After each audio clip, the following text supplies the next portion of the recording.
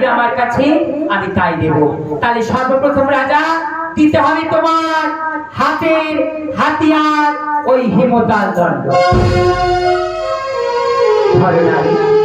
তবে এটা খেলার জিনিস নয়, আমি তোমার হাতে তুলে দিলাম। তুমি যদি আমার রানী হও পুনরায় তুমি আমার ফিরিয়ে দেবে।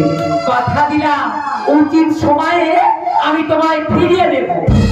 এইবার যখনই মাগো সেই হেমতাল দণ্ড তুলে দিয়েছে দেবীর হস্তে, দেবী নিজ হস্তে না সইতে পেরে দিলে সমগ্র কি করলে নারী আজ ওই হেমতাল দণ্ডতে ভেসে চলে যায় সমুদ্র গহ্বরে। হয় না, আমি যদি সত্যই সতীমায় সতীকন্যা হয়ে থাকি আমি কথা দিলাম ওই হেমতাল বিফলে যাবে না। ওই হেমতাল সমুদ্র বাজারে বাইতে বাইতে যেখানে যেখানে উপস্থিত হবে সেখানে হেমতালের জন্ম হবে। আর হেমতালে যেখানে থাকবে সর্প উপস্থিত হতে পারবে না, পারবে না। রাজা, আমি শুনেছি তোমার কাছে আছে কবচ কুণ্ডল, আছে তোমার কাছে মহাজ্ঞান মন্ত্র। না চেও না নারী, এই কবচ কুণ্ডল এই মহাজ্ঞান মন্ত্র আমি তোকে দিতে পারি না। কিন্তু রাজা, তুমি যে আমার কাছে কথা দিয়েছো আমি যা চাইবো তুমি তাই দেবে। আর যদি তুমি আমার কথা না রাখো আমি চম্পকবাসী সবার কাছে বলবো চাঁদ রাজা এই চম্পকনগরের চাঁদ রাজা কোথায়? এই চম্পকনগরের চাঁদ রাজা মিথ্যাবাদী।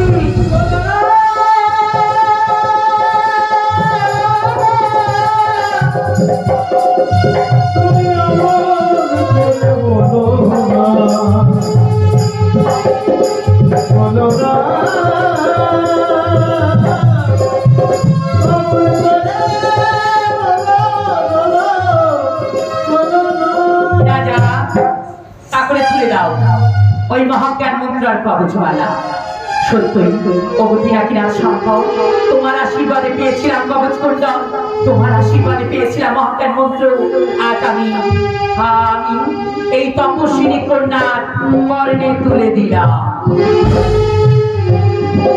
চন্দ্রধর, আমি ওই তপস্বী কন্যা, এবার তাকে দেখ আমার স্বরূপ, আমার স্বরূপ তুই দর্শন কর।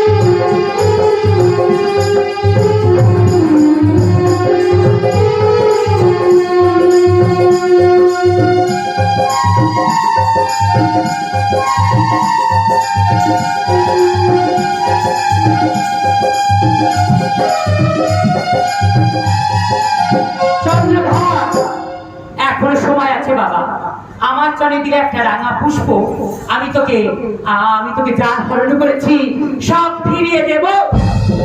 কিছুতেই না, যে হস্তে পুজেছি আমি দেবশুলপানি সে হস্তে না পুজিব ওই চাঁদমুড়ি মনসার কানি। তাই তুমি আমার কাছে এমন করে চেও না, ফিরে যাও পূজা, আমি নিতে পারবো না তোমার চরণে ভক্তির পুষ্পাঞ্জলি, তুমি ফিরে যাও। দেবী পদ্মাবতী অপমান লই, দেবী পদ্মাবতী চাঁদের কাছে বিতাড়িত হয়ে চলে এলে। নেতকে ডেকে বলছে ওরে বোন নেতু, পিতার আশীর্বাদে তোকে আমার সহচরী রূপে পেয়েছি। বললা নেতু, চাঁদের দর্প যদি আমায় চূর্ণ করতে হয় তাহলে কেমন করে ওই দুষ্ট রাজা আমি কেমন করে দর্প চূর্ণ করবো তুই বলে দে বোন আমার। হয় না দেবী, যুক্তি আছে বুদ্ধি আছে, কেন ভুলো মরে। এইবার যাও তুমি চাঁদের স্ত্রী সরকার কাছে, সরকার কাছে গিয়ে বলবে তোমার পূজা করতে। আর সরকার যদি তোমার পূজা করে তাহলে বাধ্য হবে ওই দাম্ভিক চন্দ্রধর তোমার চরণে অঞ্জলি দিতে। তাই মাগো আজ দাম্ভিক চন্দ্রধরের স্ত্রী সরকার কাছে দেবী পদ্মাবতী উপস্থিত হলে বৃদ্ধা ব্রাহ্মণী রূপ ধারণ করি। কার রূপে মা? সনকার মাসির রূপ ধারণ করি। তাই ডাকছো সনকা। সনকা, আমি তোর গৃহেতে অনেক কাল পরে এসেছি। তুই যদি তোর গৃহেতে একটি মঙ্গল পূজা করিস, তোর রাজ্যের মঙ্গল হবে, তোর স্বামীর মঙ্গল হবে, তোর 6 সন্তানের মঙ্গল হবে। চাস না সনকা? তুই রাজ্যের রানী হয়ে তোর রাজ্যের মঙ্গল তুই চাস না? চাই মা, তবে বলো না আমি কেমন করে আমার রাজ্যের মঙ্গল করব, কেমন করে আমার সন্তানদের মঙ্গল হবে? ওই অরণ্যে ও কি লাগে গো মাসিমা, বলে দাও আমারে অরণ্যে ও কি লাগে গো মাসি, বলে দাও আমারে। আমার নতুন করে পূজা করব বনিদি, ও গৃহের মঙ্গল হবে অরণ্যে।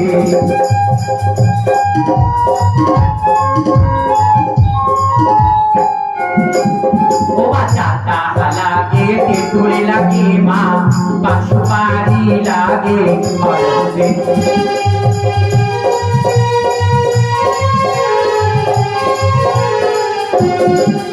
আর মাটির হাড়ি প্রদীপিতে গোমা, ও নতুন কলসি লাগে অরণ্যে।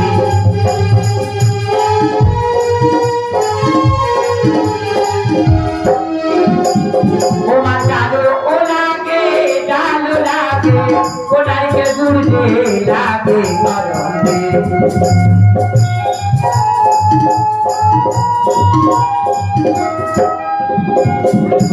এইবার সনকা সতী কি করলেন মা? মাসিমার কথা মতো কি করলো? অরন্ধর পূজা, যাকে আমরা বলি রান্না পূজা। ও মা, সারা রজনী ধরে রান্না শেষ হলো, এখন রাত্র হয়নি।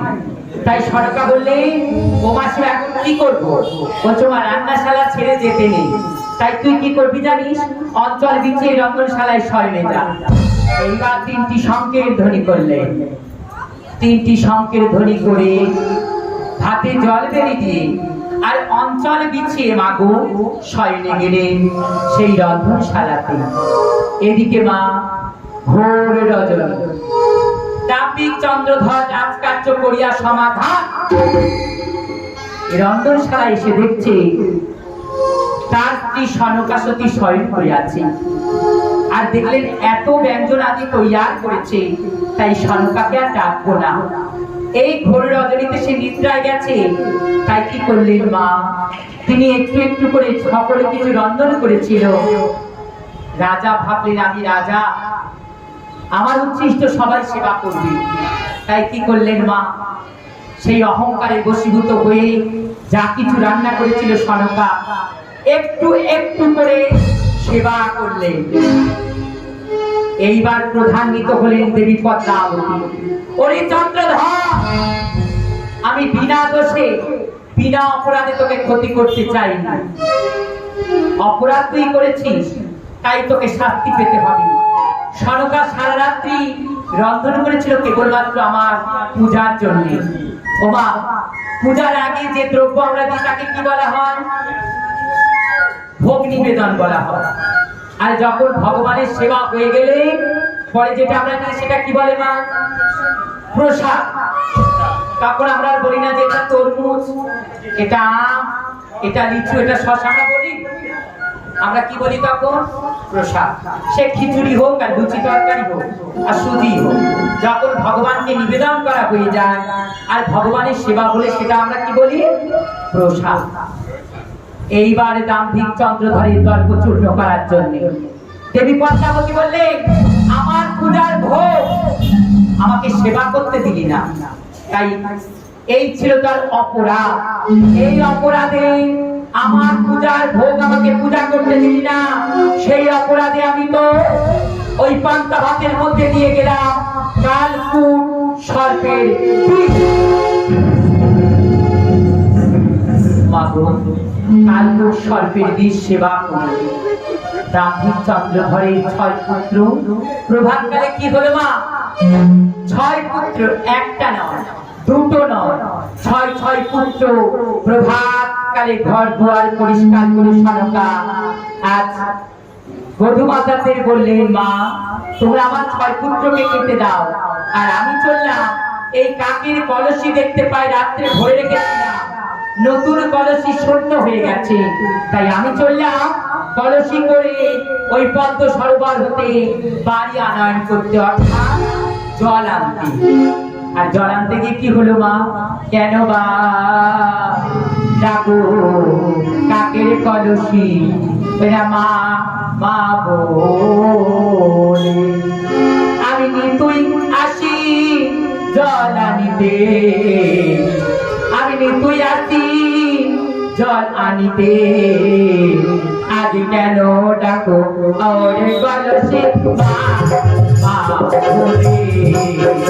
আমার কেন বা ডাকো কাকের কলসি মা মা বলে।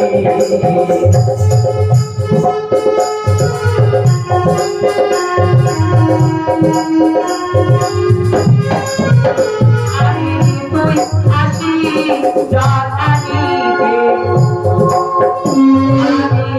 আমি তুই আসি জল আনিতে, আজ কেন ডাকো মা বলে। কেন বা ডাকো কাকের কলসি মা মা বলে। আমার কেন বা ডাকো কাকের কলসি মা মা বলে। ওই কলসি আজকাল তুই মামা বলে ডাকছিস, এদিকে ছয় পুত্র বধূকে খেতে দিলে, যখনই ছয় পুত্র বধূ আর ছয় পুত্র মা এক এক করে তারা পাত্তা খেতে খেতে সেই পান্তা হাতের মধ্যে ধরে পড়বে। তাই ছয় পুত্র বধূ মা মা ফিরে এসো মা, তোমার সন্তানরা যে আর কেউ কথা বলছে না মা। যদি তুমি ভগবান আমার ভগতের প্রাণ, তবে কেন দুঃখ দাও দয়াময়, তবে কেন দুঃখ দাও। যদি তুমি ভগবান ভগতের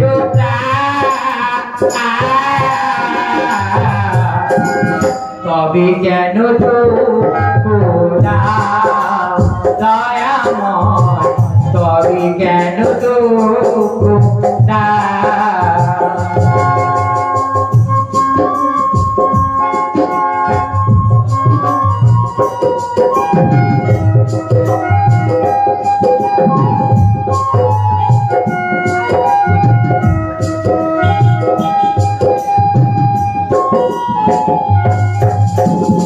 আধারো জীবনে খুঁজি বারে বারে, কবে তুমি এসে আমার দেবে দর্শন মায়া আমার, কবে তুমি এসে আমার দেবে দর্শন।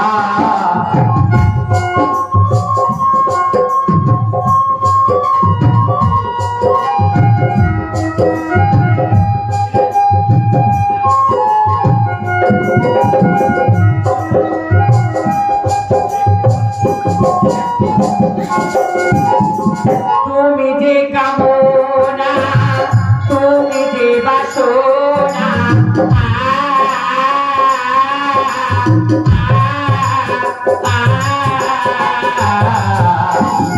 তুমি যে আমার প্রভু বাঁচার প্রেরণা দয়াময়, তুমি যে আমার প্রভু বাঁচার প্রেরণা।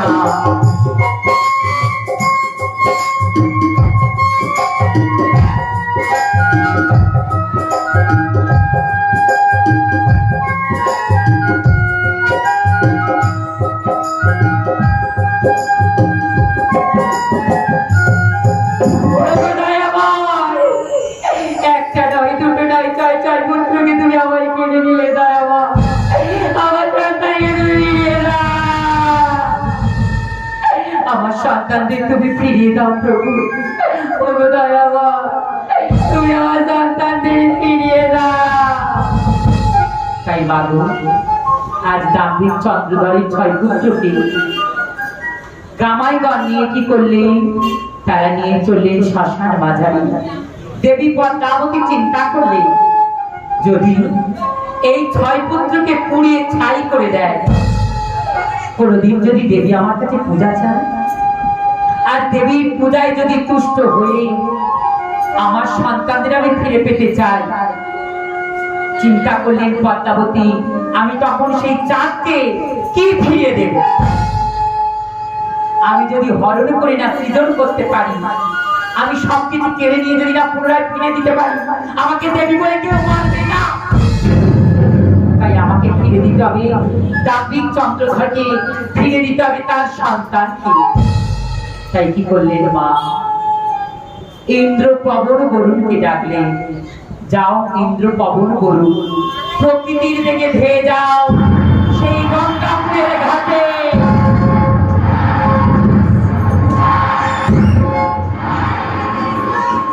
ও মা, কামাইগণ দেখলে এই ঝড় তুফানে আমরা কেমন করে চিতা নির্মাণ করে ধরাবো।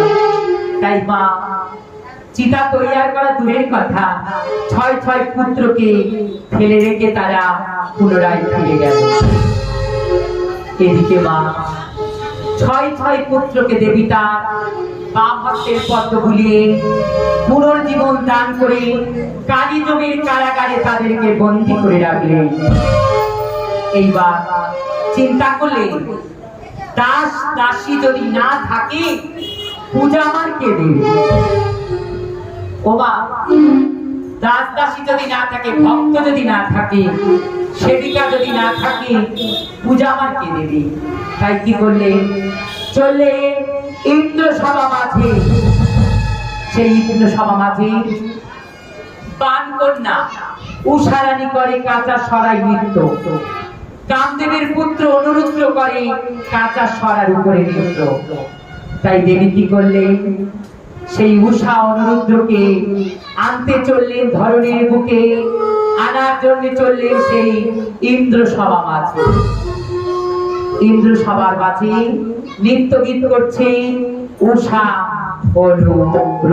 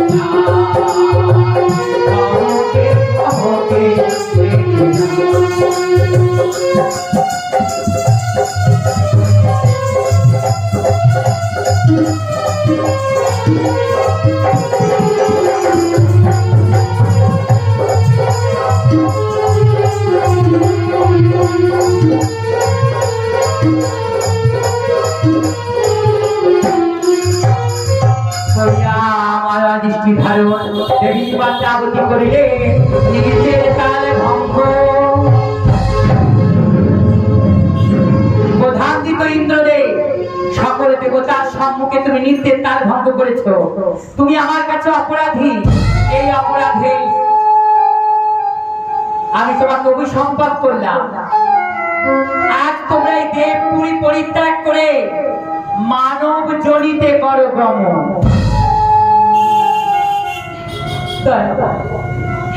তুমি কি অভিশাপ করলে আমার? আমরা জানি না কেন হইলে এমন করে নৃত্যের তাল ভাঙব। পদ্মাবতী বলে উঠলেন, ওগো ইন্দ্রদেব, এই অভিশপ্ত সন্তানদেরকে দাও আমার হস্তে তুলে। 16 বছর বন্ধ থাকবে দেবসভার নৃত্য গীত। 16 বছর পূর্ণ হলে পাঠিয়ে দেবে মর্তের বুকে পুষ্পরথ। সেই পুষ্পরথে উঠে আসবে তারা দেবতা সভায়।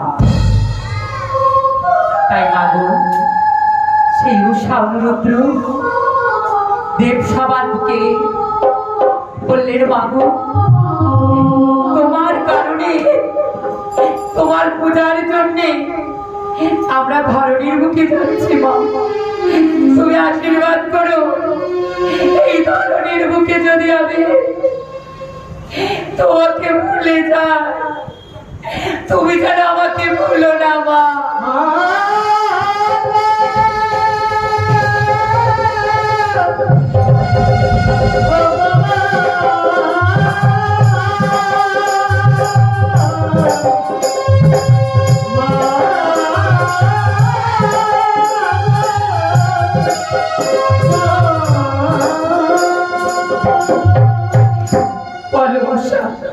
বলো অনুরুদ্র, তোমরা আর কি চাও? আর কিছু চাই না মা, শুধু তোমার রাগা চরণে যুগল খালি আমার হাতে তুমি কেড়ে নিও না। মা, আমি সব হারিয়েছি আজ তোমার কারণে। এই দেবসভার মুখে আমি অভিশপ্ত। মা, তাই সব হারিয়ে চাই শুধু তোমার রাগা চূড়ায় অরণ যুগল। মা, তুমি আমায় আশীর্বাদ করো, আমি যদি তোমায় ভুলে যাই তুমি আমায় ভুলো না। মা, এইবার উষা অনুরুদ্রকে বললেন, প্রভু তুমি আমার জীবন, তুমি আমার মরণ, তুমি আমার সাধনা। তোমায় পরিত্যাগ করে চললাম ওই ধরনের বুকে।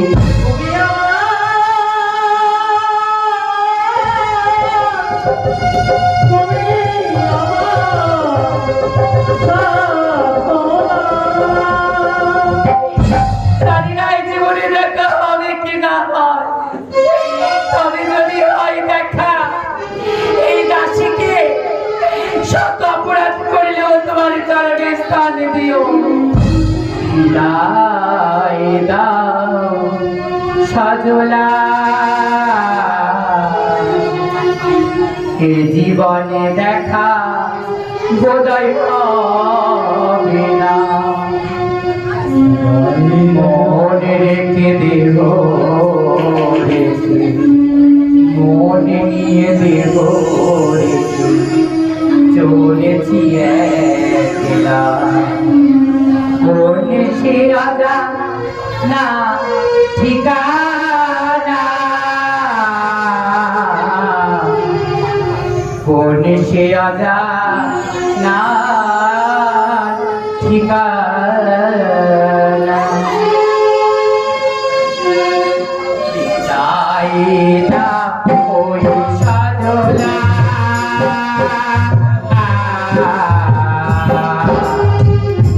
জীবনে দেখা বোধহয় হবে না।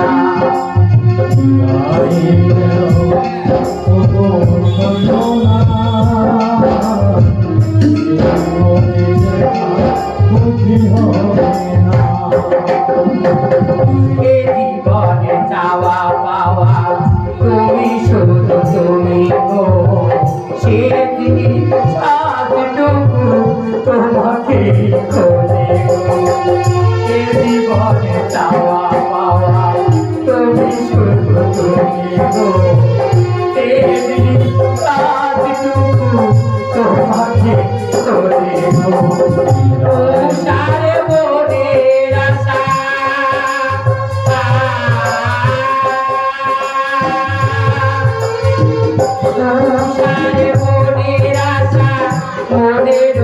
গেল তোমার আমার মিলন হলো না এ জীবনে দেখা বোধহয় হবে না বিদায় নাও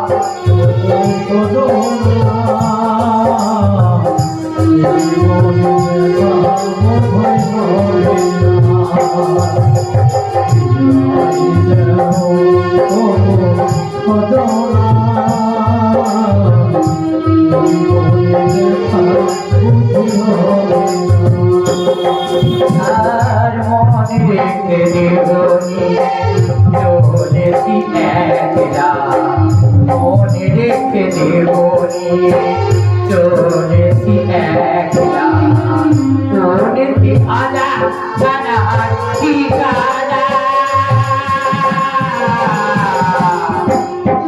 এ জীবনে দেখা বোধহয় হবে না এ জীবনে দেখা বোধহয় হবে না বিদায় নাও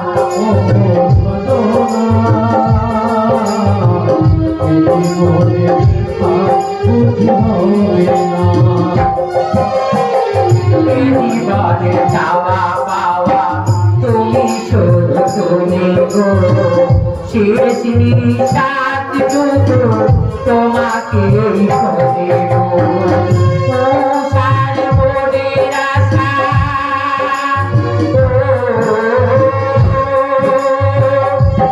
সার মনের আশা মনে রয়ে গেল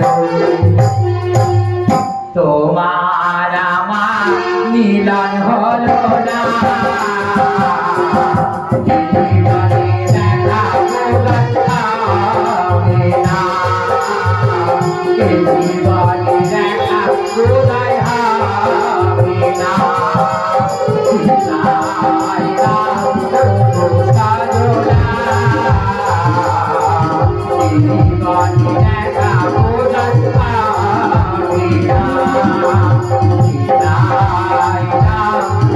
বিদায় নাও সাজনা এ জীবনে দেখা বোধহয় হবে না বিদায় নাও সাজনা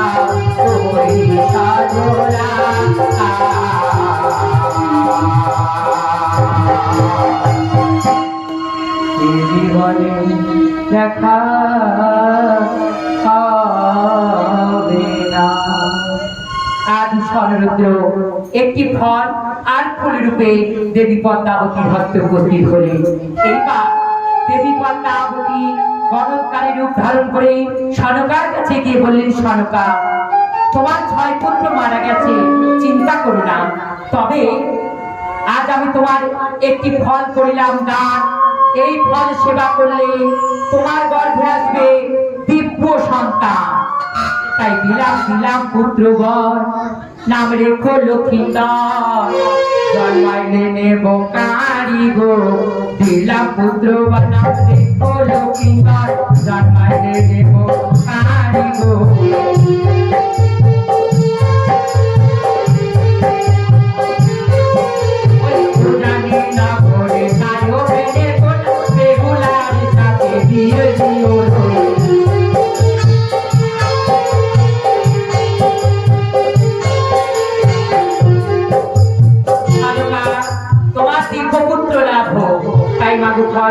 আজ সেবা করে সনকা গর্ভবতী হলেন 1 মাস 2 মাস 3 মাসে উপস্থিত হয় রক্ত মাংস পিণ্ড হলো সনকার গর্ভে 4th মাস 4 মাস 5ম মাসে পড়ে এইবার চাঁদ সওদাগর এসে বললেন সনকা আমি বণিকের নন্দন তাই গৃহেতে বসে থাকলে রাজার রাজভান্ডারও শেষ হয়ে যায় তাই আমি বাসনা নিয়েছি আমি বাণিজ্যে যাব আমি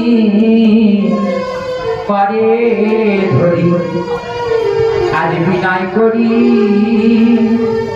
ওনার বাণিজ্যে যেও না ওনার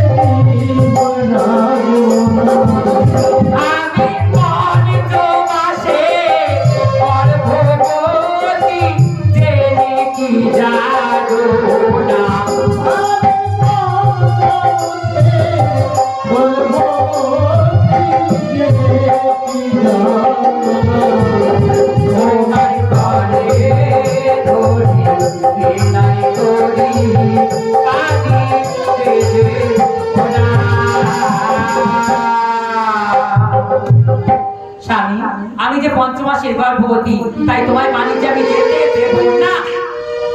সরকার, এমন করে ছেলে মানসিকতা করো না। আমি পত্র লিখে দিয়ে গেলাম, যদি তোমার গর্ভে সন্তান হয় তার নাম রেখো পুত্র, সন্তান হলে নাম রেখো দুর্লভ লক্ষিন্দর, আর যদি হয় কন্যা সন্তান তার নাম রেখো শশীলেখা। পত্র নিয়ে সরকার কাছে আর চাঁদ সদাগর যায় দূর হতে বহু দূরে বাণিজ্য করতে। ও চাঁদের তরি ভেসে যায়, আর চাঁদ কতরে সবাই মিলে সব হরি হরিবার। ও চাঁদের তরি ভেসে যায়, ও চাঁদের তরি ভেসে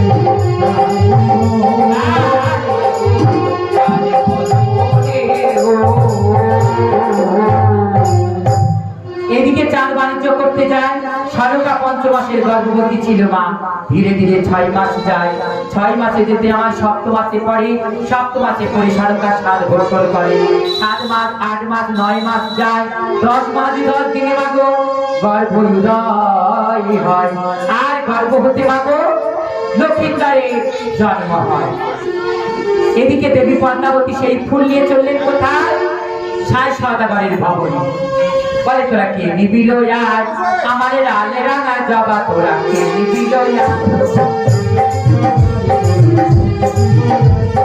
আই গো তোরা, আই গো তোরা, আই গো তোরা, আই গো তোরা, আই গো তোরা, আই গো তোরা, আমার লাল রাঙা জবা, তোরা কে নিবিল